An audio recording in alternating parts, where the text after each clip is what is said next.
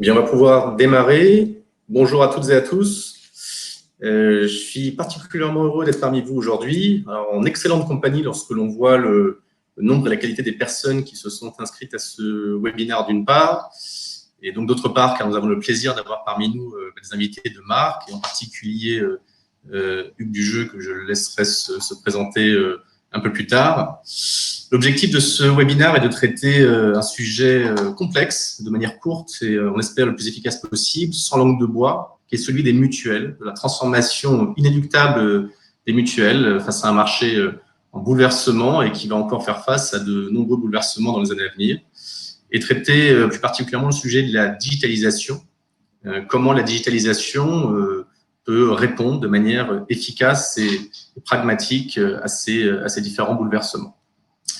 Vous avez à disposition un chat sur votre droite à travers lequel vous pouvez saisir des questions tout au long de la présentation et nous vous répondrons donc avec plaisir à l'issue de la présentation. Je vous propose peut-être pour démarrer de faire un rapide tour de table et donc laisser les intervenants se présenter. Donc en démarrant peut-être par Hugues Dujeu. Hugues, je vous laisse la parole.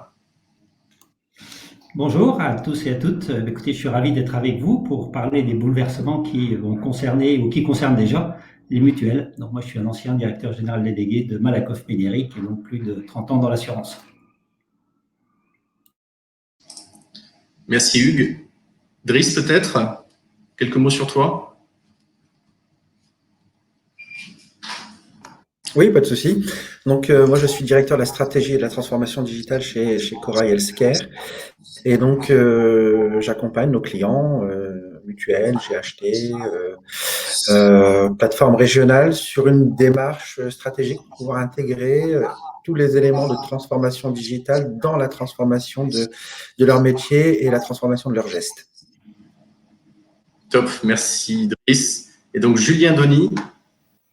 Et donc moi, Julien Denis, je suis expert en performance digitale. Donc je prends le relais de Driss finalement en étant un peu plus opérationnel et en mettant en place les KPI qui vont nous permettre d'être sûr qu'on atteigne bien nos objectifs et surtout comment on fait en sorte, une fois qu'on a mis en place les premiers chantiers de transformation, comment on poursuit pour atteindre encore plus de performance et d'engagement de la part de vos adhérents.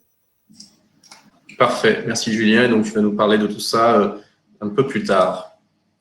Donc pour vous présenter un petit peu le sommaire des différentes thématiques que l'on va adresser, donc je vous propose de suivre un fil conducteur un peu en entonnoir, donc en démarrant avec Hugues Dujeu pour une mise en contexte à la fois marché et organisation, où on abordera les principales composantes et déterminants pour le futur des mutuelles.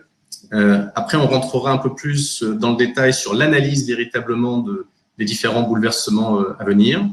Dans un second temps, on resserrera un peu plus sur un volet digital. Donc, Driss prendra la parole pour parler de la digitalisation en tant que telle, en quoi la digitalisation, justement, est une composante structurante de ces bouleversements.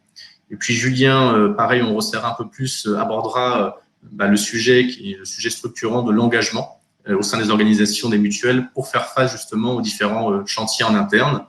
Et je vous propose, au final, de conclure par quelques questions donc, que nous aurons pu combiné tout au long de la présentation et le mot de la fin par Hugues Dujeu. Et je vous partagerai juste très brièvement à la fin les quelques événements où vous pourrez nous retrouver. Peut-être pour démarrer une mise en contexte, donc peut-être sans plus attendre Hugues, je vous propose de démarrer justement avec un peu un partage du contexte actuel. Oui, alors je pense que le contexte actuel, il est passionnant parce qu'on va le voir, il y a beaucoup de choses qui se passent. Dans le temps qui nous est imparti, malheureusement, on n'aura pas le temps de rentrer dans le détail de tous les éléments de contexte. Ce que je vous propose aujourd'hui, c'est de balayer 6 grands déterminants qui me paraissent importants. Et donc la réglementation, tout ce qui concerne bien sûr les clients et puis les réponses qu'on leur apporte en termes d'offres. Voir aussi ce qui est important au niveau des mutuelles, c'est toutes les évolutions technologiques et les impacts aussi en termes de ressources humaines au sein des mutuelles. Et puis bien sûr, sans oublier les concurrents ensuite. Donc sans plus attendre, D'abord, la première chose que vous connaissez bien, c'est que vous êtes dans une activité déréglementée.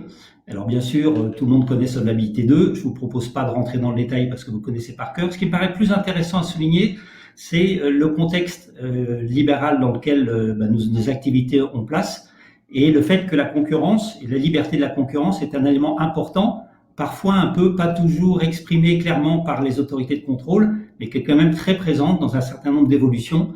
Par exemple, tout ce qui concerne la résiliation infra-annuelle, c'est clairement favoriser la concurrence, favoriser le choix et la possibilité pour les clients de choisir ce qu'ils veulent comme ils veulent.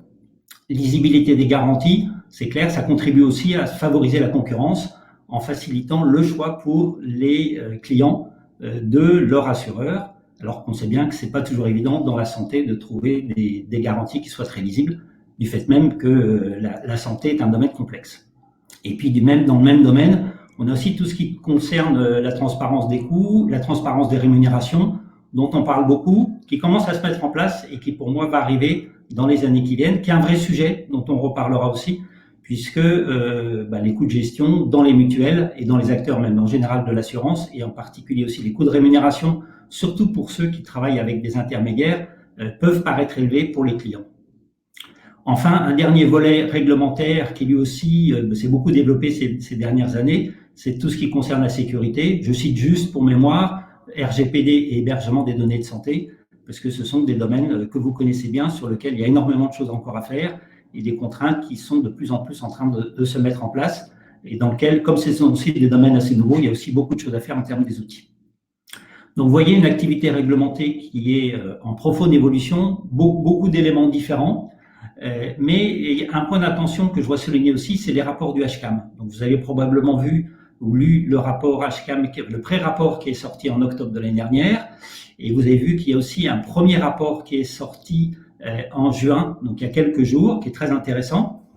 Le pré-rapport parlait présentait trois scénarios pour l'organisation du système de soins en France pour les relations entre l'assurance maladie obligatoire et l'assurance maladie complémentaire. Le deuxième rapport, donc, qui est sorti en juin, n'a pas du tout abordé cette question-là. On la retrouvera dans le rapport qui est prévu à l'automne. Ce qu'il faut quand même avoir en tête, c'est qu'aujourd'hui, il y a quand même une tendance de fond au niveau du gouvernement pour avoir une simplification du système et faire en sorte que l'assurance maladie complémentaire gère de plus en plus la santé, et avec un risque quand même sur une diminution du rôle de la place des assurances complémentaires traditionnelles, ou au contraire, et on le verra aussi, ça peut être intéressant, tout un nouveau domaine qu'il faut intégrer et développer. Les clients, parce que c'est quand même le cœur de notre sujet. Pour moi, il y a trois grands domaines qu'on peut aborder rapidement. L'évolution des comportements, là aussi, vous le savez bien, le niveau d'information n'a rien à voir aujourd'hui avec ce qu'il était, avec, au travers des réseaux sociaux, des informations qui ne sont pas toujours exactes. Alors, vous savez tous ce que c'est que les fake news, et vous savez tous le problème que ça pose, avec surtout, on a l'impression, avec les réseaux sociaux ont plutôt tendance à amplifier les fake news que les good news. L'évolution des comportements, en partie induit par ce niveau d'information, les réseaux sociaux, mais plus généralement, plus foncièrement, je pense, des vrais changements de comportement, volatilité et puis immédiateté. Voilà, ça aussi, vous le savez bien, les clients sont volatiles et tout ce qu'on a vu sur le droit de la concurrence pousse aussi à cette volatilité. Et puis l'immédiateté, voilà, avec Internet, on veut avoir tout de suite et des réponses très claires, immédiates. On n'attend plus qu'un jour qu'on ait une réponse par papier. Au travers de ces évolutions de comportement, malgré ça, ou peut-être en complément, il y a aussi des diversités des attentes. Chacun cherche à avoir une réponse plus personnalisée, attend quand même beaucoup d'innovation, attend des services, tout en étant quand même très sensible au prix. Le prix reste quand même un élément de choix, malgré tout. Et donc, on retrouve un peu ce qu'on disait sur la nécessité de gérer les prix, surtout quand ils vont devenir complètement transparents. Une tendance qui se développe aujourd'hui, dont aujourd'hui on ne cerne peut-être pas encore complètement l'impact sur les contrats d'assurance santé, c'est bien sûr tout ce qui touche l'environnement et la RSE. On le voit de manière très claire sur le positionnement des acteurs. Je ne pense pas que ce soit encore complètement traduit dans les contrats, mais je pense que c'est une tendance qui risque de se développer dans les années futures, et voilà, de voir comment, au travers de l'assurance qu'on propose, on est aussi respectueux de l'environnement et impliqué dans le par exemple par le réchauffement climatique ou autres sujets des objectifs de développement durable. Et puis enfin, une grosse tendance individuel-collectif. On a de plus en plus de mélange entre l'individuel et le collectif, avec des garanties SOC, complétées par des garanties individuelles. Donc aujourd'hui, les contrats d'entreprise, par exemple, ne sont plus homogènes. Il y a plusieurs options possibles et on va avoir de plus en plus éventuellement des surcouches individuelles en complément des contrats collectifs, même si le contexte réglementaire ne facilite pas toujours cette approche. Des attentes de services spécifiques et qui ne sont pas forcément les mêmes en collectif et en individuel. Mais là aussi, on voit bien que le rôle de l'assureur, c'est plus seulement d'offrir une couverture santé, mais aussi d'offrir des services d'accompagnement. Et là, il y a énormément de choses à faire. Alors, l'offre d'assurance, en fonction de ce qu'on a dit, on sait qu'elle est très, très contrainte. Il y a les contraintes réglementaires. Là, pareil, vous avez tous bien en tête. On sait bien que la réglementation a de plus en plus tendance à uniformiser les contrats, donne moins de liberté sur le cœur du contrat couverture santé. Et donc, il faut trouver d'autres vecteurs, d'autres domaines d'activité et de différenciation. J'ai voulu parler aussi de tout ce qui est les réseaux de soins, le tiers payant généralisé, etc. Parce que pour moi, ça pose quand même un problème sur les services qu'apporte l'assureur. À partir du moment où vous avez un offreur de tiers payant ou de réseau de soins qui est externe à votre compagnie, votre mutuelle, vous avez quand même un problème sur la capacité à offrir des offres personnalisées, à les piloter. Et puis tout un sujet qui pour moi va être majeur dans les années qui viennent, propriété, stockage et traitement des données. Elles peuvent disparaître de votre environnement, alors que c'est une vraie richesse demain, en particulier pour développer des services et avoir des services adaptés au parcours de soins. Donc pour moi, ce sujet est un problème vraiment de choix stratégique, même si aujourd'hui, il semble difficile de faire sans un offreur de tiers payant qui soit externe à la mutuelle. Les services, là aussi, c'est des domaines que vous connaissez bien, beaucoup de besoins, pas toujours évident de les développer. Donc, savoir quels sont les vrais services, ceux qui seront utiles et ceux qui ne seront pas juste un peu de communication. Sujet de savoir comment on les facture. Aujourd'hui, le marché a plutôt tendance à mettre les services en inclusion, même si certains acteurs commencent à développer des vrais services payants. Ce qu'on ne voit pas très bien aujourd'hui, c'est une vraie capacité de gestion de ces services, c'est à les piloter, enregistrer les données, mettre en place des nouveaux services, suivre l'utilisation, etc. Je pense que là aussi, il ne faut pas négliger l'impact que ça peut avoir en particulier sur le système d'information pour développer et gérer ces services. Et puis la distribution, de manière claire, de manière traditionnelle, la distribution d'assurance, elle est très intermédiaire, même si certaines mutuelles, sans intermédiaire, ont développé une distribution directe. Pour moi, c'est une vraie faiblesse. La maîtrise de la distribution est quand même un levier important parce que ça maîtrise la relation avec le client et ça permet de mieux connaître le client et de mieux réagir à ses demandes. Je pense que là, on a une vraie opportunité avec tout ce qui concerne la digitalisation et la vente directe de retrouver quand même une meilleure maîtrise de la relation client. Et ça, on pourra en reparler au niveau des outils. Mais là, il y a une opportunité qui me paraît intéressante à saisir. Pour la concurrence, on va d'ailleurs un peu simple. Vous savez tous la concentration des acteurs, c'est pas la peine de revenir. On a eu une première phase avec les assureurs traditionnels, donc les sociétés anonymes. Ensuite, on a eu toutes les groupes de protection sociale qui se sont bien concentrés. Et puis ensuite, on a une phase au niveau des mutuelles. Elle n'est probablement pas terminée quand on voit les investissements nécessaires pour développer l'activité. Les banques assureurs, qui sont aussi devenus des acteurs très présents dans l'assurance. Alors, ils ont un réseau de distribution qui est quand même très, très présent. Ils maintiennent le lien financier avec le client, donc c'est quand même un avantage. Le seul petit bémol, c'est qu'ils ont des gammes tellement complexes, c'est qu'ils n'arrivent pas forcément à vendre tous les contrats tout le temps. Mais le moment où ils décident de lancer une offre santé sur un mois, c'est vrai que ça fait mal. Les nouveaux entrants, alors là aussi, ça a été long. Ça fait quand même un bout de temps qu'on parle des nouveaux entrants full digital. Ça se développe lentement. Pour moi, c'est inexorable.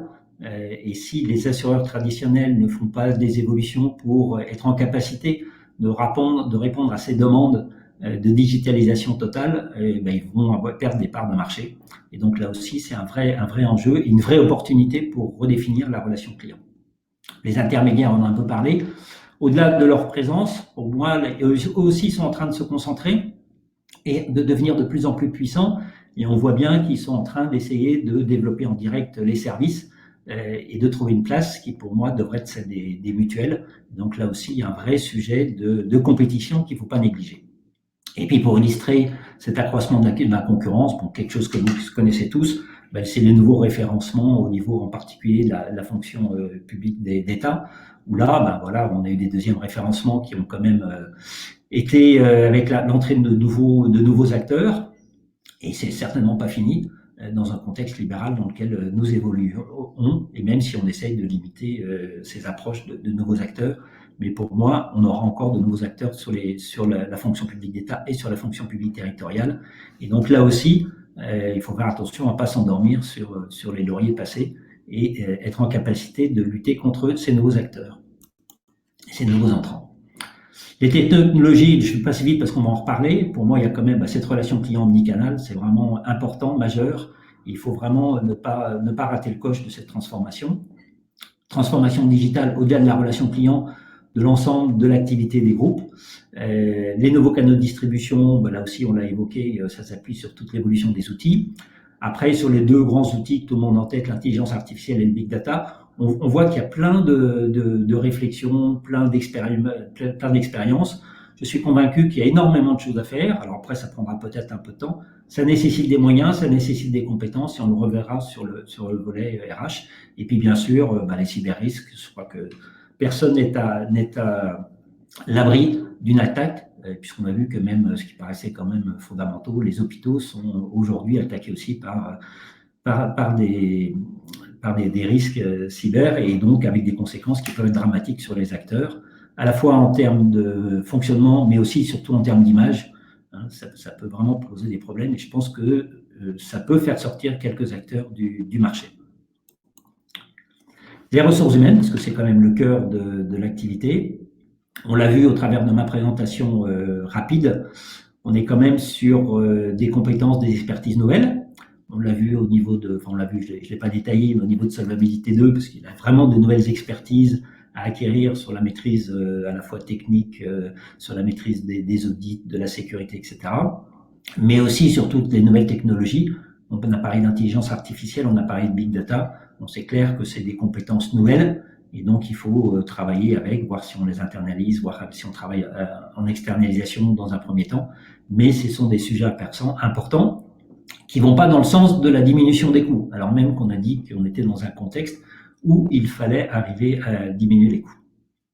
Transversalité, là aussi, sur des acteurs un peu anciens, avec des fonctionnements en silo, c'est plus possible. On voit bien que pour avoir une relation client qui soit vraiment au top, pour pouvoir suivre des parcours, ça fait intervenir beaucoup d'entités au niveau de l'entreprise, et donc il faut vraiment arriver à développer cette transversalité que les outils informatiques nouveaux peuvent nous aider aussi à développer.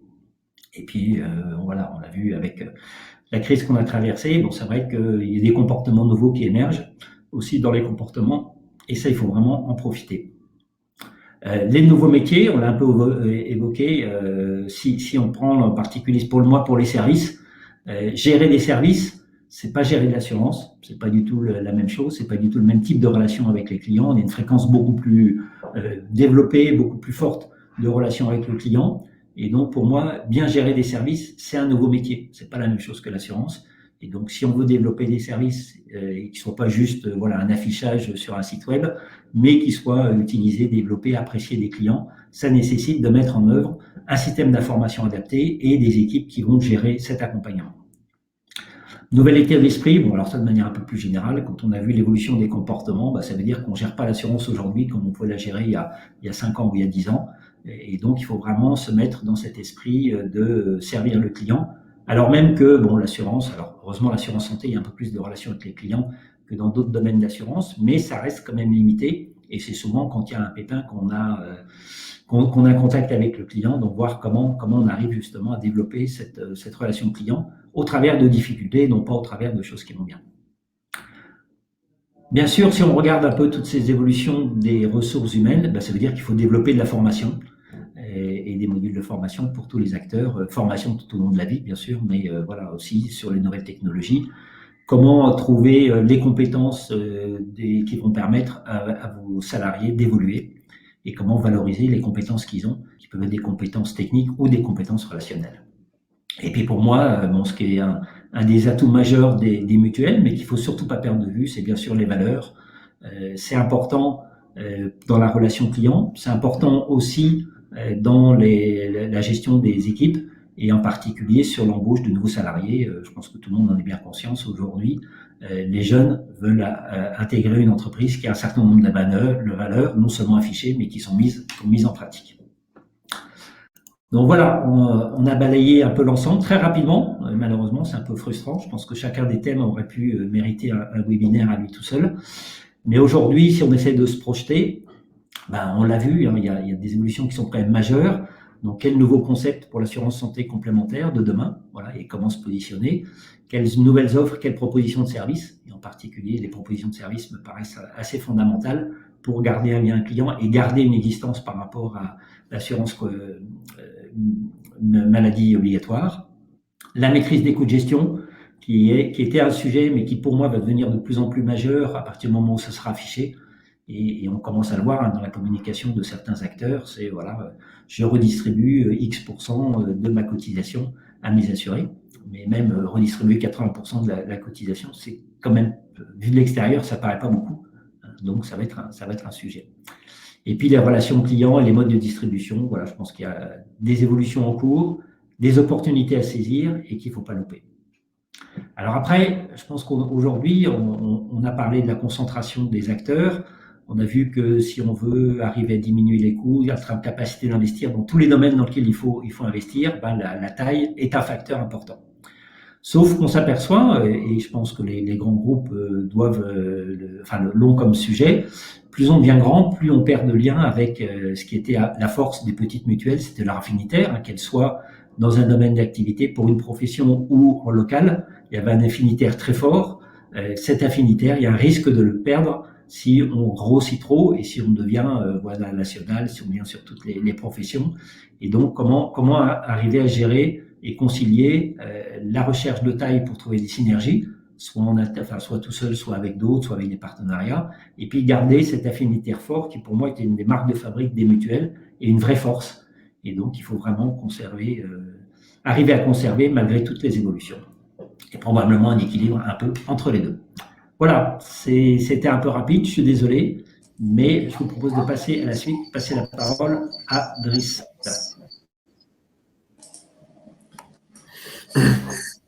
Merci Hugues pour cette mise en bouche contextuelle de cette démarche d'évolution, de révolution des mutuelles.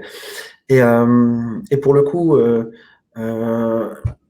chaque fois qu'on se pose la question, est-ce que la digitalisation est un élément structurant ou finalement un modus operandi pour aller accompagner cette révolution des mutuelles? Moi, j'aurais tendance à dire un peu les deux. Donc, en fait, on n'est pas dans de l'informatisation, dans de la modernisation de systèmes d'information, on est vraiment dans l'accompagnement à la transformation des mutuelles, que ce soit en interne ou vis-à-vis de l'extérieur en termes d'offres de services.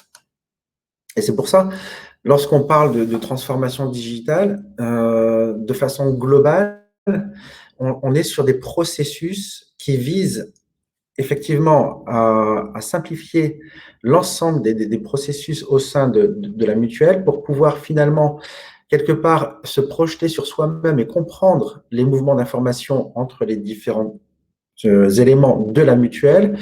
Et au final, pour se dire, avec tout ça, qui on est, comment est-ce qu'on peut identifier des ruptures d'information, comment est-ce qu'on met en valeur les points forts et les points faibles dans les processus d'interaction avec les clients, les collaborateurs, comment on met en valeur aussi les réussites professionnelles, organisationnelles, personnelles au sein de l'entreprise. Parce qu'au final, c'est tout un mouvement, toute une dynamique qui va ruisseler à travers la digitalisation dans l'entreprise. Donc, une digitalisation, ça se maîtrise. Et pour pouvoir se maîtriser et en créer de la positivité et de la valeur, il faut effectivement pouvoir s'appuyer sur des indicateurs de pertinence pour pouvoir tracer effectivement les perspectives et construire un plan d'action pour pouvoir effectivement aller et mesurer dans quelle direction est-ce qu'on va évoluer. Et pour cela, au final, il n'y a pas il y a une méthodologie toute faite qui est plutôt globale, mais il y a une implémentation de cette méthodologie qui est hyper spécifique à chaque client. Nous, on a plusieurs clients, et ben au final, la méthode est la même, mais la mise en action de cette méthode, elle est extrêmement différente. Et pour le coup, cette méthode s'appuie sur des principes globaux que j'ai résumés à travers trois items. On ne transforme pas en mode Big Bang. Ça veut dire qu'on ne va pas faire la révolution dans l'entreprise en se disant ben voilà, tout ce que vous faites, ce n'est pas bien, on va le changer et grâce à nous, les choses vont être meilleures, ce qui n'est jamais le cas. On se focalise, et ça c'est hyper important, sur ce qu'on appelle des pains technologiques. Donc, les 3 points, je vais les détailler un peu plus loin, parce qu'on ne peut pas emmener l'entreprise dans une transformation digitale si au quotidien, la technologie est une source de souffrance pour les collaborateurs. Et une transformation digitale, ça n'adresse pas finalement que le client, ça adresse principalement les collaborateurs qui sont, eux, la vraie source de création de valeur de l'entreprise. Et au final, ne pas faire des plans sur la comète en se disant on va rentrer dans un tunnel projet de 4, 5, 6, 7 ans. On est systématiquement sur des visions de transformation court-termiste à 1 et à 2 ans, pour qu'en fait les gens qui s'investissent dans cette démarche de transformation puissent en recueillir les fruits aussi bien dans un laps de temps qui soit compatible finalement avec les carrières des uns et des autres. Quand on dit on ne transforme pas en mode Big Bang, ça veut dire qu'au final, une transformation digitale réussie s'intéresse d'abord aux organisations. Ça n'est pas l'outil informatique qui fait tout. Souvent, on se dit, je vais acheter tel ou tel outil et puis ça va régler mes problèmes d'organisation. Non, il y a une démarche d'organisation qui doit être mise en parallèle d'une démarche de transformation et de mise à jour d'outils. Changer l'outil, ça ne suffit pas. Changer l'outil sans changer les organisations ou sans changer sans former, sans accompagner au changement, ça ne marche pas non plus. Donc, une démarche de transformation digitale, nous, telle qu'on la mène, elle se mène vraiment en proximité avec les équipes internes de l'entreprise.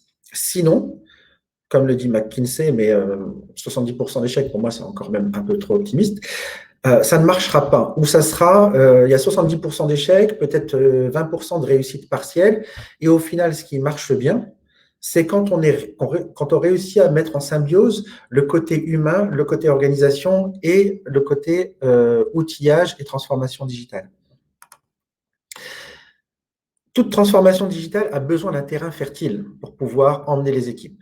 Et là, pour le coup, emmener des équipes, c'est aussi faire en sorte qu'on soit en capacité très rapidement de résoudre des choses très opérationnelles que sont les plantages et les lenteurs informatiques, essayer de trouver des gains de performance rapides et montrer qu'il est possible de finalement simplifier les processus, d'améliorer le quotidien des collaborateurs et finalement d'être dans une démarche d'augmentation de la relation entre le client avec le client ou le prospect.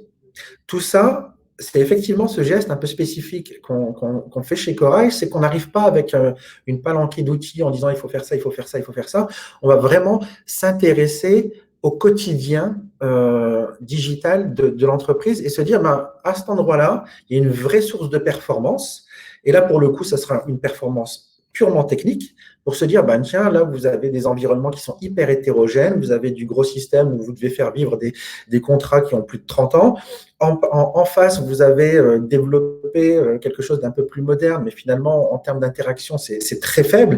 Et au final, la pain des salariés, c'est de se dire, tiens, il faut que je saisisse quelque chose à un endroit, il faut que je le ressaisisse à un autre, et en même temps, il faut que je fasse une preuve papier. Ces éléments-là, si on leur dit on va trouver un nouveau système qui est encore plus moderne, en général, les gens font 10 pas en arrière.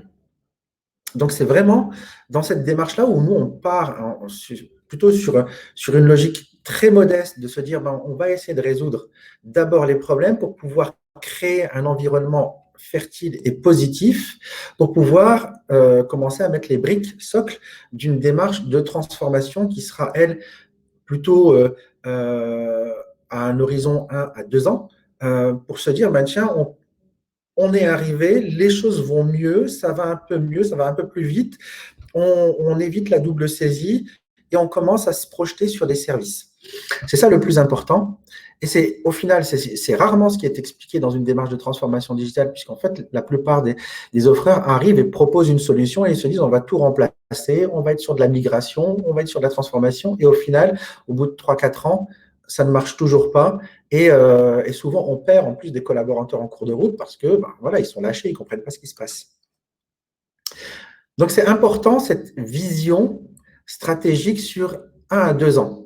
Les plans à 4-5 ans avec l'évolution des technologies, l'introduction progressive de l'intelligence artificielle, le big data, si on est sur un horizon de 4 ans, on se dit pendant 4 ans, au final, on ne va pas intégrer des évolutions, on ne va pas optimiser. Se dire un horizon à 1 à 2 ans, ça nous laisse aussi la porte pour pouvoir intégrer effectivement les meilleures pratiques et le meilleur outillage tel qu'il se présente et tel qu'il aura été challengé par nous.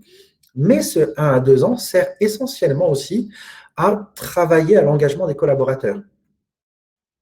Parce que ça, aussi bien dans les mutuelles que dans les hôpitaux ou que dans les organismes un peu plus grands comme les régions, etc., sans engager les collaborateurs, on n'y arrivera pas. Et engager les collaborateurs, c'est aussi beaucoup expliquer, communiquer.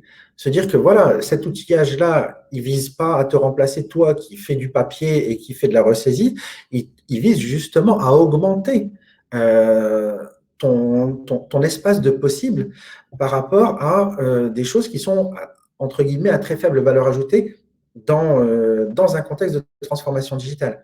Et que, comme Hugues l'a un peu évoqué, la transformation digitale, non seulement elle évite finalement de supprimer des emplois parce qu'au final, elle est inexorable. Ceux qui ne s'y mettent pas, au final, perdent des parts de marché. Et donc, au final, ça se traduit toujours par de la perte d'emploi. Mais elle crée de l'emploi dans le sens où elle permet aussi d'intégrer de nouveaux métiers et d'intégrer de nouveaux services. Et au final, quand on fait les choses pas à travers des quick wins, on explique aussi que ces quick wins s'inscrivent dans une démarche et une perspective beaucoup plus large. Donc, c'est avec des bénéfices qui sont palpables à très court terme pour toute l'entreprise. Donc, c'est pour ça qu'au final, chaque démarche de transformation digitale, elle est extrêmement spécifique. Et là, pour le coup, en fonction d'une entreprise, d'une mutuelle ou d'une autre, on va d'abord s'intéresser au parcours client, on va peut-être s'intéresser à un référentiel client unique qui a un socle pour pouvoir commencer à construire des services, cadencer le métier avec l'outillage IT en fonction de la maturité technologique de l'entreprise, essayer de travailler sur l'attraction et l'adhésion. Bref, pas de mode de Big Bang.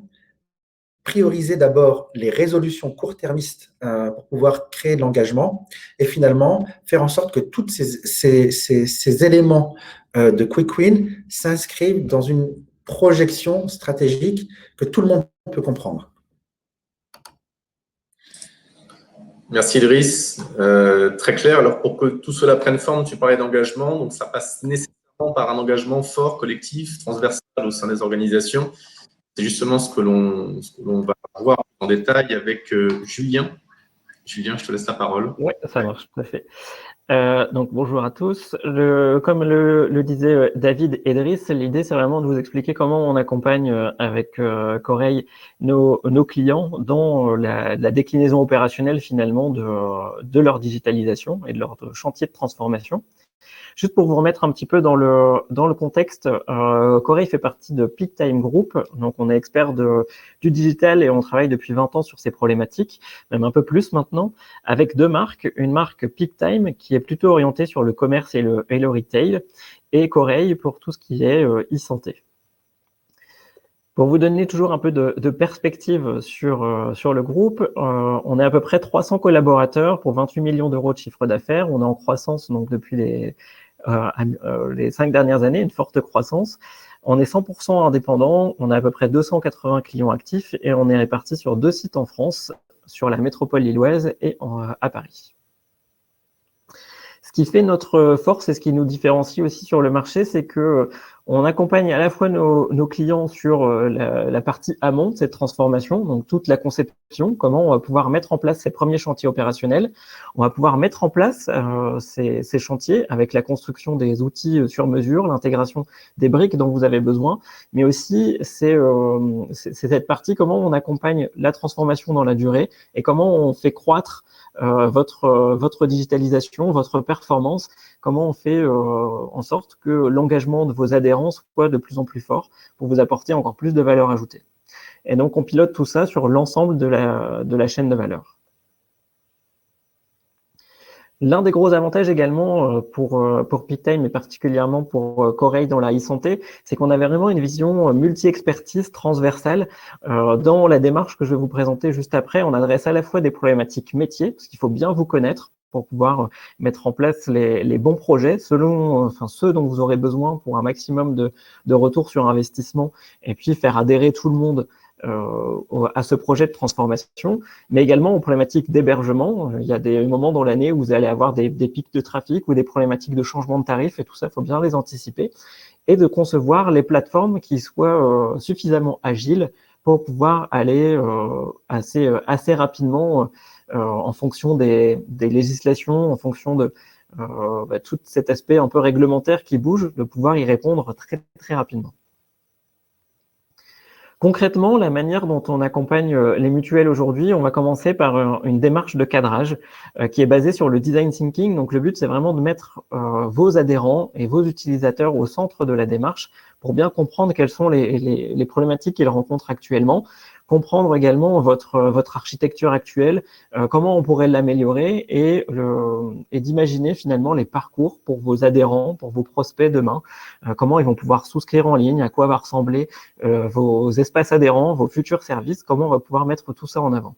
L'idée, c'est vraiment de commencer à construire une feuille de route et de se dire quels sont les premiers projets par lesquels on va pouvoir commencer, ceux qui vont vous rapporter un maximum de valeur ajoutée. Et tout ça, on le construit vraiment avec une démarche d'engagement management. Le but, c'est de pouvoir se dire quels sont les KPI qui vont nous garantir qu'on atteint le succès. Je vous parlerai également de quelques use cases qui sont juste après. Le but, c'est vraiment de pouvoir embarquer l'intégralité de vos équipes dans ces chantiers de transformation. C'est l'adhésion de vos équipes qui fait clairement le succès de votre transformation et le succès des projets. Et une fois qu'on a défini cette feuille de route, et encore une fois, comme le disait Driss, l'idée c'est d'être assez efficace, de travailler sur tout un ensemble de quick wins, des projets plutôt sur les 1 ou 2 prochaines années, donc des choses qui sont quand même assez visibles et qui vont arriver assez rapidement.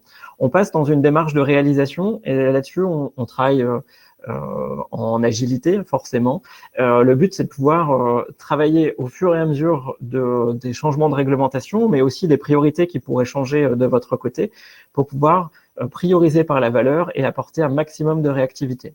Donc, on travaille à la fois sur le projet et sur vos problématiques aussi de système d'information. Une fois que les premiers projets sont en ligne, on a vraiment toute une démarche d'amélioration continue pour pouvoir vous accompagner et mettre en place les prochains projets. Donc là-dessus, on va aller regarder quels sont les KPI qu'on avait pu définir lors du cadrage, quelles sont les réactions de vos prospects, les réactions de vos adhérents, les réactions aussi des collaborateurs, en quoi les projets qu'on a pu mettre en place leur facilitent la vie. Et ensuite, on va analyser tous ces KPI pour pouvoir se dire, tiens, le prochain projet qui apportera le plus de valeur ajoutée sera celui-ci, et on va pouvoir le mettre en place. Donc, c'est vraiment une boucle d'amélioration continue, et le but, c'est vraiment de faire en sorte que cette transformation digitale soit la plus concrète pour l'intégralité des équipes et apporteur d'un maximum de valeur ajoutée pour vos adhérents et pour vos prospects.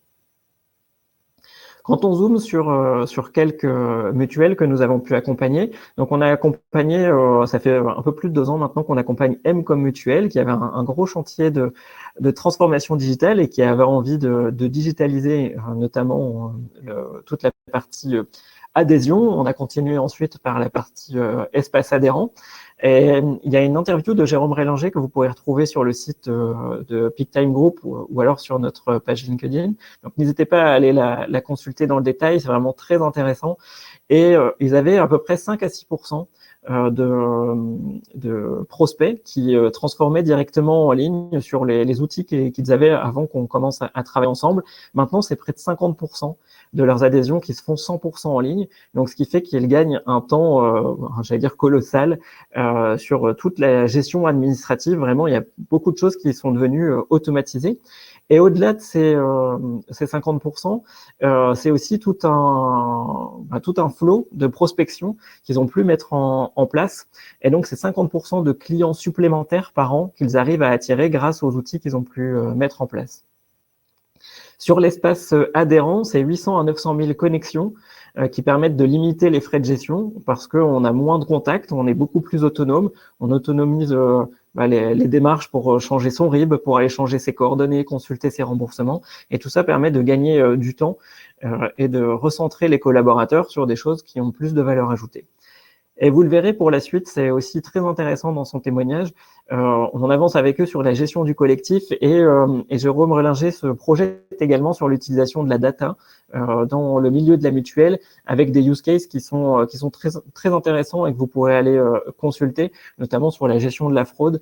Donc, un use case très intéressant que vous pouvez consulter et qu'on a toujours plaisir à accompagner aujourd'hui. On accompagne également MMJ et là, on a travaillé avec eux sur un cadrage sur la fin de l'année dernière pour se dire, comme je vous le disais tout à l'heure, quels sont les premiers chantiers qu'on pourrait activer ensemble pour pouvoir se mettre en place finalement cette transformation digitale. Donc, on a travaillé avec eux pendant 4 mois sur ce cadrage, un cadrage vraiment complet. On a pris en compte les collaborateurs, les adhérents, les prospects et toute la démarche commerciale.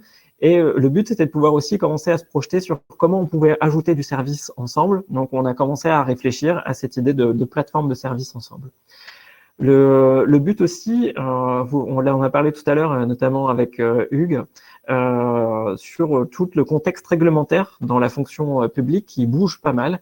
Et donc, on a fait en sorte de pouvoir de mettre en place des projets sur lesquels il y avait le moins de risques pour eux, sur lesquels on va pouvoir assez rapidement aller adresser les cibles complémentaires dès que la législation et la réglementation commencent à être beaucoup plus précises.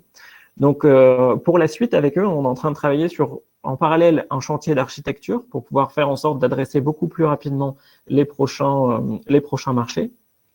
Et on travaille sur cette digitalisation de la souscription avec cette démarche de l'engagement qui va nous permettre d'améliorer au fur et à mesure les taux, les taux de souscription pour aller vers quelque chose qui soit assez proche, on l'espère, de M-Com Mutuel, par exemple.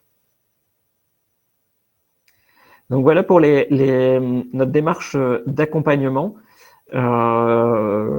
J'espère que voilà, ça rend beaucoup plus clair comment on peut accompagner cette transformation digitale. Et maintenant, je vois qu'il y a quelques questions. N'hésitez pas également à utiliser la fenêtre de chat sur la droite pour quelques questions. On a quelques minutes devant nous. Parfait. Merci beaucoup, Julien. C'est très clair. On a déjà quelques questions qui ont commencé à être postées. Une première question, donc par rapport à votre expérience, votre vision en termes d'organisation, quelles sont vos recommandations sur le positionnement de la DSI?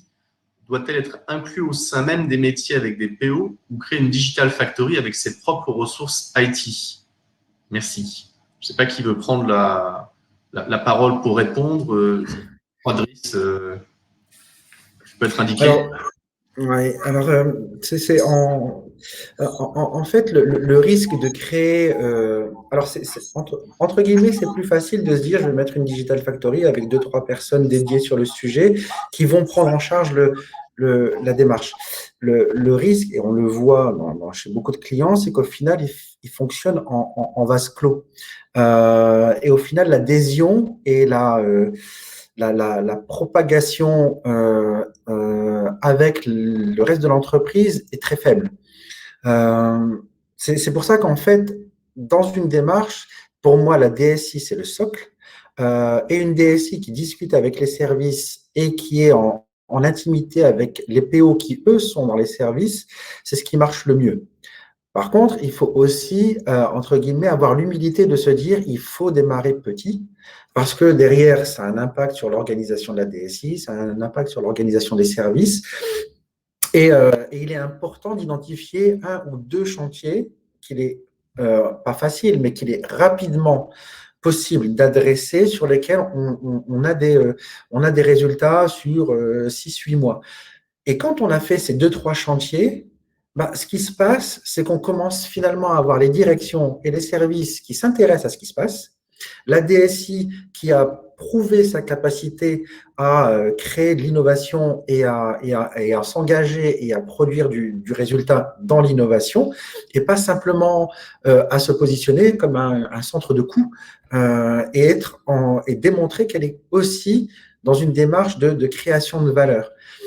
Et c'est ça qui est important. Et plus la structure est grande, et entre guillemets, plus on a de la rigidité au niveau des services et de la DSI, mais en même temps, plus il y a de cas d'usage faciles à mettre en œuvre et à démontrer, pour pouvoir démontrer qu'il est possible de faire des choses rapides et à valeur ajoutée en créant cette intimité entre ce que moi j'appelle, enfin ce que les clients appellent les centres de coûts et les centres de valeur que sont les services. Et en fait, dans une transformation digitale, tous les services deviennent des centres de valeur potentiels. Je ne sais pas si j'ai répondu à la question. Merci Driss, j'espère qu'on a répondu à la question. En tout cas, c'est une question assez vaste qui mériterait aussi un échange un peu plus approfondi. On a une question, comment travaillez-vous sur l'adhésion des équipes? Je pense que c'est une question peut-être qui peut être pour Hugues Dujeu ou pour Julien. D'ailleurs, question pas évidente. Non, en effet, c'est pas évident. Dans la démarche qu'on vous a présentée tout à l'heure, toute la partie cadrage, elle se fait à la fois avec la direction, à la fois avec des équipes plus opérationnelles. Et ce qu'on a remarqué, c'est que le fait de faire travailler tout le monde ensemble permet à chacun d'adhérer au projet, de bien comprendre quels sont les prochains KPI, quels sont les enjeux. Et donc, cette démarche nous a permis vraiment de réconcilier les objectifs opérationnels des objectifs de direction. Et c'est comme ça qu'on a eu, sur les deux cas d'usage que je vous ai présentés, l'adhésion et la bonne compréhension des équipes et qui ont été finalement moteurs derrière sur les projets.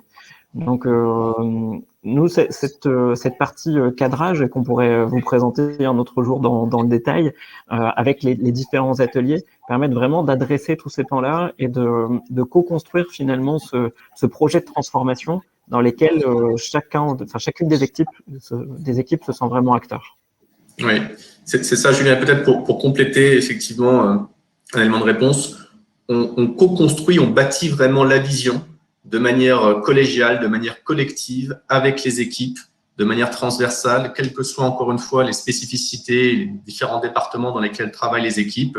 Et on cadence ça au travers de rituels, au travers d'ateliers, qui fait qu'au final, des départements ou des personnes qui ne se parlaient peut-être pas nécessairement, qui n'étaient peut-être pas nécessairement alignés, qui ne comprenaient pas nécessairement ce que faisait l'autre comme métier, arrivent non seulement à travailler de manière collective, mais à travailler pour bâtir quelque chose de commun. Et ça fonctionne plutôt très bien, justement, que ce soit sur MMJ en tout cas, ou que ce soit sur M comme mutuelle, les résultats sont tout à fait intéressants. Et juste en complément, ce qu'on peut dire, c'est de manière un peu générale pour les changements d'organisation ou les gros changements.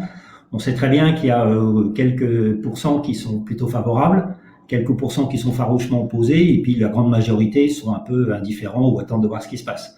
Donc, ce qui peut être intéressant aussi, c'est de trouver les porteurs du changement. Et les porteurs du changement, c'est pas que la direction générale, même si c'est indispensable, mais il peut y avoir des porteurs de changement à tous les échelons hiérarchiques et dans toutes les directions.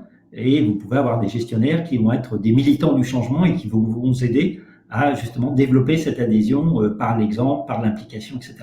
Donc ça peut être intéressant, en plus de tout ce qui a été dit, qui me paraît fondamental, de trouver justement ces quelques relais de transformation à l'intérieur de l'entreprise ou de la mutuelle. Tout à fait. Le temps passe, on va peut-être prendre une dernière question. Bonjour, par expérience, quels sont les freins principaux que vous avez identifiés dans la conduite de chantier de transformation? Comment les traiter et y faire face? Je peux peut-être apporter un élément de réponse, mais je pense que c'est Julien qui a les mains dedans au quotidien. En général, ce qui est compliqué sur les freins principaux, c'est effectivement ce que je disais tout à l'heure, c'est comment démarrer. Dans le comment démarrer, il y a d'abord écouter quels sont les entre guillemets les pains du client, et encore une fois, qu'elles soient organisationnelles, technologiques ou simplement de refus du changement. On va identifier ces fameux freins et ensuite on va les travailler. À travers des solutions qui soient rapidement implémentables. Donc, il n'y a pas de frein. Quand on dit à quelqu'un, est-ce que tu veux quelque chose de plus moderne? Tout le monde va dire oui. Maintenant, ce qui est important, c'est quels sont ses freins à lui dans son quotidien et comment est-ce que nous, on peut faire en sorte que ces freins soient résolus et comment faire en sorte qu'au quotidien, il soit content de venir travailler. Donc, encore une fois, chaque client est spécifique. Mais la méthodologie qu'on a présentée est la même. C'est-à-dire, d'abord, on va s'intéresser au quotidien des gens au sein de la mutuelle et pas arriver avec quelque chose, une verrue, en disant ça va tout changer. Ça ne marche jamais. Ok. Très bien. Peut-être juste une toute dernière question, sauf s'il y a un complément de réponse là-dessus. Y a-t-il un chantier que vous identifiez régulièrement pour démarrer une transformation? Pour moi, le chantier, c'est résoudre d'abord les problématiques court-termistes pour pouvoir créer l'environnement favorable à une démarche de transformation digitale. Et là, pour le coup, chaque client est spécifique. Je ne sais pas si, Julien, tu veux rebondir là-dessus.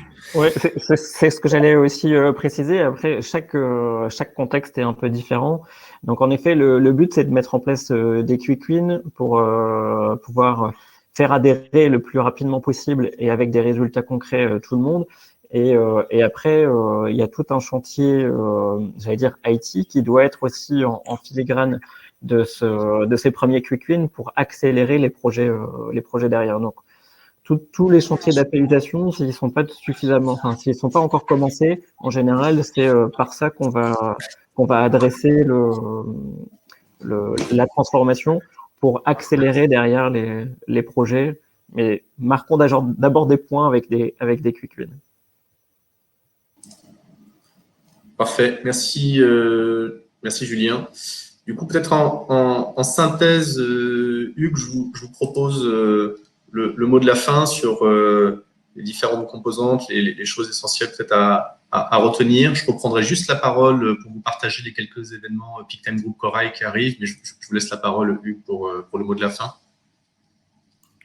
Alors, au mot de la fin, je ne sais pas, parce qu'en fait, on a plutôt ouvert beaucoup de portes et on voit bien qu'il y a plein de choses intéressantes à faire. Et on a des apports méthodologiques de Corail, donc ça, c'est intéressant. Je pense que le mot de la fin, d'abord, faut pas dramatiser, parce qu'on pourrait voir qu'il y a plein de transformations et on va jamais survivre. Au contraire, pour moi, ce sont de superbes opportunités. Mais bon, bien sûr, il faut s'atteler à les saisir. Donc mais il y a des champs d'action pour les mutuelles et ça, c'est vraiment très important. Dans les éléments de réponse, bon, c'est clair, on l'a vu, là, le digital, c'est incontournable.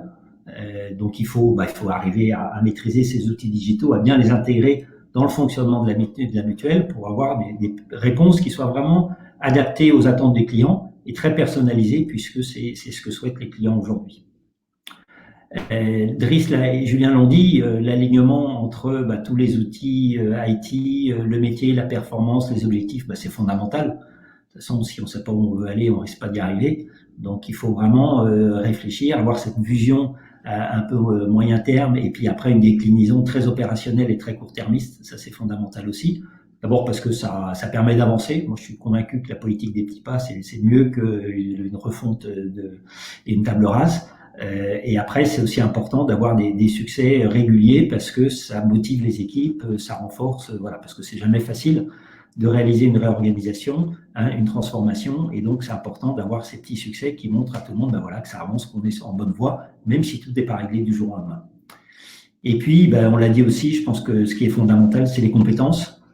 Il y a besoin de compétences expertes pour tous les domaines, la logistique, la distribution, et la vente, mais pas que, dans tous les domaines, dans l'accompagnement client. Et donc, ces compétences expertes, c'est pas forcément des compétences extérieures qu'il faut acquérir, mais c'est aussi accompagner les salariés d'aujourd'hui pour les faire évoluer, parce que ils ont une richesse personnelle, ils connaissent beaucoup de choses, ils connaissent l'historique, ils connaissent les clients, beaucoup plus parfois qu'on imagine. Et donc, c'est sur eux qu'il faut s'appuyer. Il faut les accompagner pour qu'ils deviennent des experts des nouveaux modes de fonctionnement et des services. Voilà, en 2 mots, pour ouvrir le débat plus que pour clore le séminaire. Absolument. Merci beaucoup, Hugues. Écoutez, du coup, le webinaire touche à sa fin. Peut-être juste vous partager 2 événements auxquels nous serons présents si vous l'êtes également, et ce sera un plaisir de vous rencontrer le cas échéant là-bas. Donc, le premier, c'est le Tech Place de l'assurance le 12 octobre prochain, où on animera également une conférence sur le sujet pareil de la transformation et du bouleversement autour des mutuelles. Et nous serons présents également les 8, 9, 10 novembre 2021 à Santexpo. Voilà. En tout cas, merci à toutes et à tous pour votre présence, pour votre attention, pour votre participation. On est à votre écoute si vous avez la moindre question. Et j'espère à très bientôt. Merci encore. Très bonne journée à vous. Au revoir à tous. Bonne journée, au revoir. Au revoir. Bonne journée.